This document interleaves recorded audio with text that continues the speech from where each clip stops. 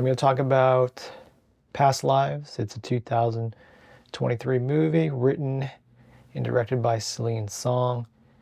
It had been nominated for Best Picture as well as Best Original Screenplay. It follows the lives of two childhood sweethearts at different points in their lives. And the title refers to the South Korean or the Korean philosophy of past lives. And it's kind of like reincarnation and parallel universes, or maybe previous universes. People's souls inhabiting different versions of themselves that exist in prior realms, but the bond between people, it persists and it can adapt and accrue over time, so that at any given point, the bond that's accumulated between two people carries over into their current lives. And that's important because if the bond is strong enough, that just increases the likelihood or their compatibility. In a more grounded sense, the past lives of the two main characters is really the chapters of their lives in which they connect and reconnect. The movie actually begins close to the end. The two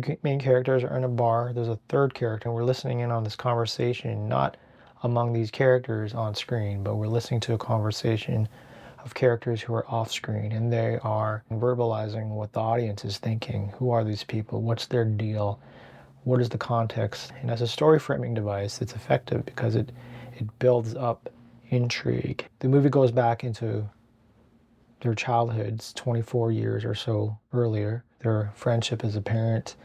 It's endearing to their moms who are watching them on a play date. Things change when the girl's family moves away from South Korea. Flash forward 12 years later, the two characters, the guy and the girl, are young adults. The guy, Hae-sung, is doing mandatory military service, and then he's attending university. The girl, Na-young, has adopted the name Nora because she's moved to New York on her own, pursuing her dream of being a playwright. They reconnect through a combination of choice and chance. That duality is present throughout this movie, and it's also present through our lives. It shows the effects of the choices that people make and the chances that they take. Chance has two meanings. It can refer to opportunities, something that a person can pursue, but it can also refer to occurrences, something that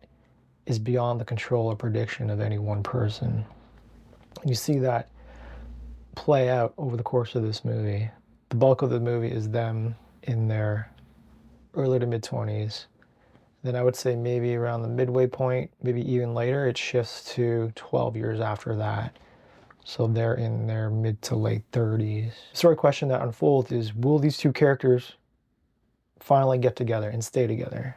It's a good movie, not a great movie. Both actors are in their early 40s. In the middle part, when they're playing characters who are in their early to mid-20s, it's kind of obvious that they're a bit too old.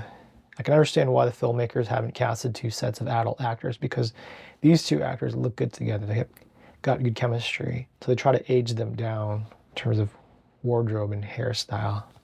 They definitely look better when they're playing characters closer to their actual ages. I would give it a light recommendation. I'm actually surprised by how well regarded this movie is online in terms of rating. It's not bad by any means. It's a good movie, but among good movies, I would say it's a mid good movie. It's like a hipster Asian love story. It's easy to overlook it because it's from 2023, the year of Barbenheimer. It's also easy to compare to other Asian movies like Parasite, Everything Everywhere All at Once, In the Mood for Love. This movie is good enough to merit a viewing. Interesting shots, a lot of very wide angle, static shots. There's nothing really spectacular about this movie. Kind of meant to be a slice of life, showing the mundane. Having read the biography of the director, it's pretty clear that they've drawn from their life and put it into this movie. One thing I'm curious about is if the director had someone like Hae-sung in their life. Regardless, pretty impressive